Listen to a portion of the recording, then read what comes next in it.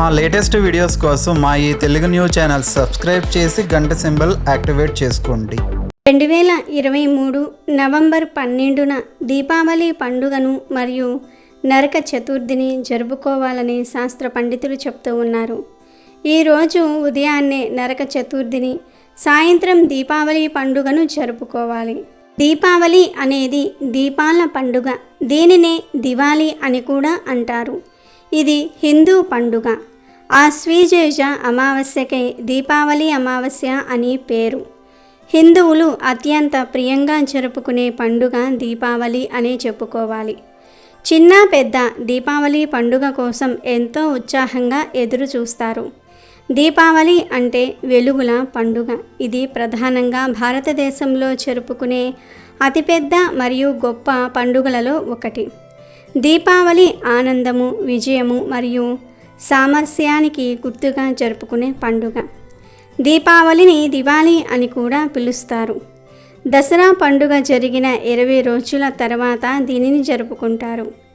దీపావళి అనే పదం హిందీ పదం. దీనికి దీపాల శ్రేణి అని అర్థం.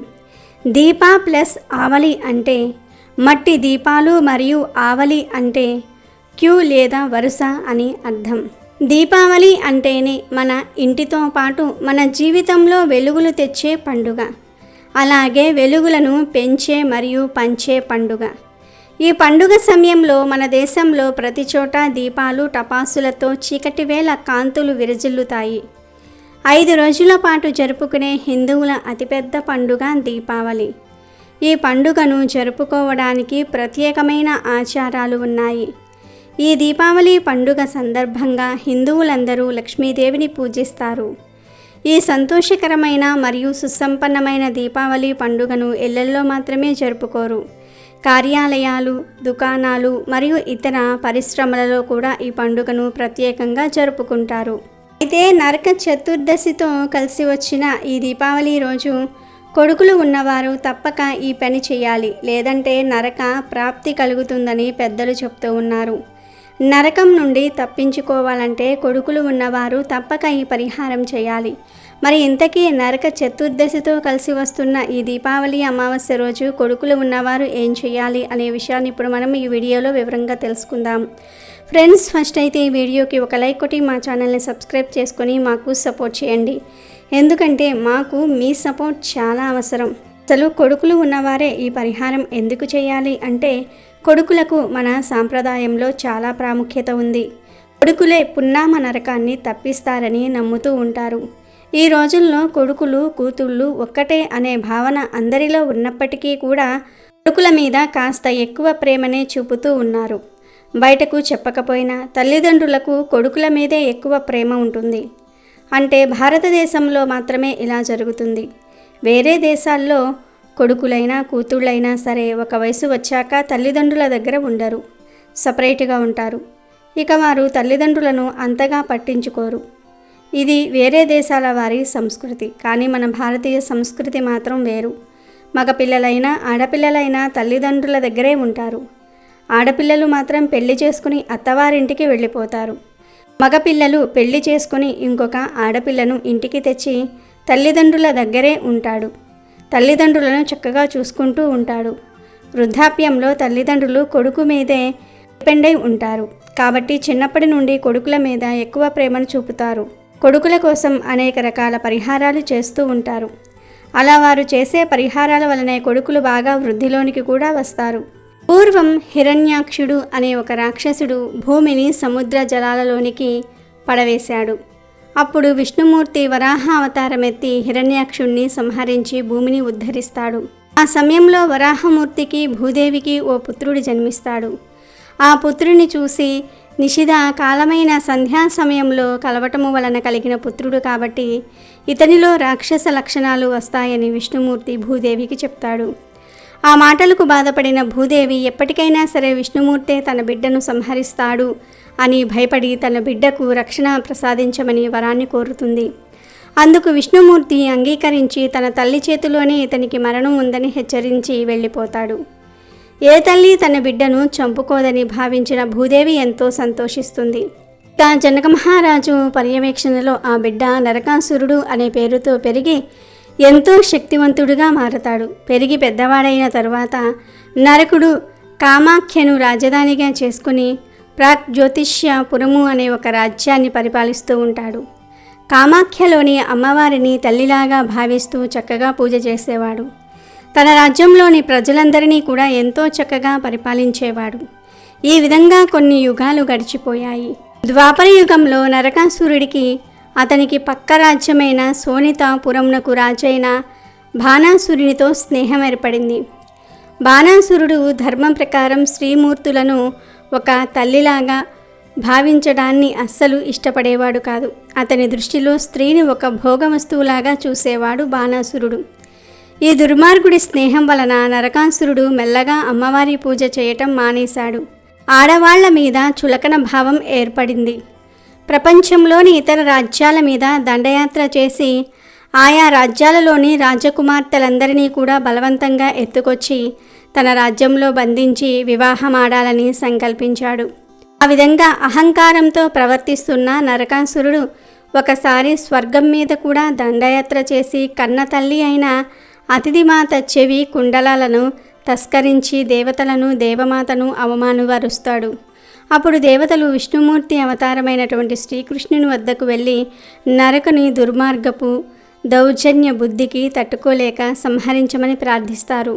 అదే సమయంలో భూదేవి సత్యభామ రూపంలో అవతరించి శ్రీకృష్ణుణ్ణి వివాహమాడుతుంది. కానీ ఆమెకు పూర్వపు సంఘటనలు ఏవీ కూడా గుర్తులేవు. ఆ సత్యభామ దేవి నేను కూడా మీతో పాటు యుద్ధానికి వస్తానని శ్రీకృష్ణుని అడుగుతుంది. దానికి సమ్మతించిన శ్రీకృష్ణుడు సత్యభామతో కలిసి అశ్వ సైన్యంతో ప్రాక్ జ్యోతిష్యపురానికి వెళ్తాడు. అక్కడ శ్రీకృష్ణుడికి నరకాసురుడికి మధ్య ఘోర యుద్ధము జరుగుతుంది. కానీ విష్ణుమూర్తి ఇచ్చిన వర ప్రభావం వలన కృష్ణుడికి నరకుని సంహరించుట సాధ్యపడలేదు. అందువలన శ్రీకృష్ణుడు యుద్ధం మధ్యలో మూర్ఛపోయినట్లుగా నటిస్తాడు. కళ్ళ ముందు భర్త మూర్ఛపోవటము చూసిన సత్యభామాదేవి వెంటనే విల్లు ధరించి తన పుత్రుడైన నరకాసురుని మీదకు బాణం వేస్తుంది. అప్పుడు నరకాసురుడు తల్లి చేతులలో మరణిస్తాడు. అప్పుడు నరకాసురుడి చేత బంధింపబడిన 16,000 మంది రాకుమార్తెలు శ్రీకృష్ణుడితో మమ్ములందరినీ కూడా నీవే వివాహమాడమని ప్రార్థిస్తారు. దానికి సమ్మతించిన శ్రీకృష్ణుడు వారిని అందరినీ కూడా వివాహమాడుతాడు. అయితే నరకాసురుడు మరణించే ముందు ఒక కోరిక కోరతాడు. అదేమిటి అంటే నరకాసురుడు అనే నా పేరు శాశ్వతంగా చరిత్రలో నిలిచిపోవాలి. నరకాసురుడు అనే నా పేరు నరకాసురుడు ఎందుకు చచ్చాడు అని ప్రజలు చెప్పుకొని ఆ రోజును పర్వదినంలాగా ఆచరించుకోవాలి అనే వరాన్ని అడుగుతాడు. అప్పుడు తల్లి అయిన సత్యభామ కూడా గతాన్ని గుర్తు తెచ్చుకొని తన కొడుకు అడిగిన వరాన్ని ఇవ్వమని శ్రీకృష్ణుని వేడుకుంటుంది. అప్పుడు శ్రీకృష్ణుడు కూడా ఆ వరాన్ని ప్రసాదించేస్తాడు. ఇలా నరకాసురుడు చనిపోయిన రోజును నరక చతుర్థిగా జరుపుకుంటున్నాం. నరకాసురుడి పేరు మీద నరక చతుర్దశి వచ్చింది. ఈసారి నరక చతుర్దశి దీపావళితో కలిసి రావటం చాలా విశేషం. అయితే ఈరోజు పుత్ర సంతానం ఉన్నవారు తప్పక ఒక పని చేయాలని శాస్త్రాలు చెప్తూ ఉన్నాయి. 6 నుండి 40 సంవత్సరాల వయసు గల కొడుకులు ఉన్న ప్రతి తల్లి ఈ పని చేయాలి. అసలు ఏం చేయాలి అంటే ఏమీ లేదు. ఈరోజు సూర్యోదయానికి ముందే కొడుకులను నిద్రలేపి చక్కగా ఒక చోట కూర్చొండబెట్టి ఒంటి నిండా నువ్వుల నూనె రాయాలి. తూర్పు దిశ వైపు కూర్చొండబెట్టి తల నుండి కాళ్ళ దాకా తల్లి తన చేతులతో నూనెను రాయాలి. అలా అమ్మ నువ్వుల నూనె రాసిన తర్వాత కొడుకుకు బొట్టు పెట్టి ఎర్రటి నీటిలో ప్రమిద పెట్టి దానిలో హారతి కర్పూరం వేసి వెలిగించి ఆ హారతిని కొడుకుకు చూపించాలి. తర్వాత ఆ ఎర్రనీటిని ఎవ్వరూ తొక్కని చోట పొయ్యాలి. ఆ తర్వాత కొడుకుకు అభ్యంగన స్నానం చేసుకోవాలి. ఒకవేళ కొడుకులు చిన్నపిల్లలైతే తల్లే అభ్యంగన స్నానం చేయించవచ్చు. ఇదంతా కూడా ఉదయం 6 గంటల నుండి 6:15 చేసేయాలి. సూర్యుడు రాకముందే చేసేయాలి. ఇలా ఈ చిన్న పనిని చేస్తే జీవితంలో నరకం ఉండదు, అపమృత్యువులు ఉండవు, నరక బాధలు కూడా ఉండవు. అంటే భూమి మీద వచ్చే కష్టాలే నరకానికి ప్రతీకలు. సహించలేని కష్టాలు వస్తూ ఉంటే, నిందలతో బాధపడుతూ ఉంటే, తెలియని రోగాలు వెంటాడుతూ ఉంటే దానిని నరక జీవితం అంటారు. అలాంటి నరకం నుండి విముక్తిని పొందాలంటే, కొడుకులకు నరక బాధలు రాకుండా ఉండాలంటే నరక చతుర్దశితో కలిసి వస్తున్న ఈ దీపావళి అమావాస్య రోజు తల్లులు తప్పక ఈ పరిహారం చేయాలి. ఒక్క కొడుకు ఉన్నా, 2 కొడుకులు ఉన్నా, ఇలా ఎంతమంది కొడుకులు ఉన్నా వారందరినీ ఉదయాన్నే లేపి తల్లి వారందరికీ కూడా నువ్వుల నూనె రాసి ఇలా చేయాల్సిందే. ఈ చిన్న పని చేయటం వలన మీ కొడుకుల జీవితం చాలా బాగుంటుంది. మంచిగా అభివృద్ధిలోనికి వస్తారు. చెడు వ్యసనాలకు బానిసలు కాకుండా ఉంటారు. తల్లిదండ్రుల మాట వింటారు. తల్లిదండ్రులను విడిచిపెట్టకుండా చూసుకుంటూ ఉంటారు.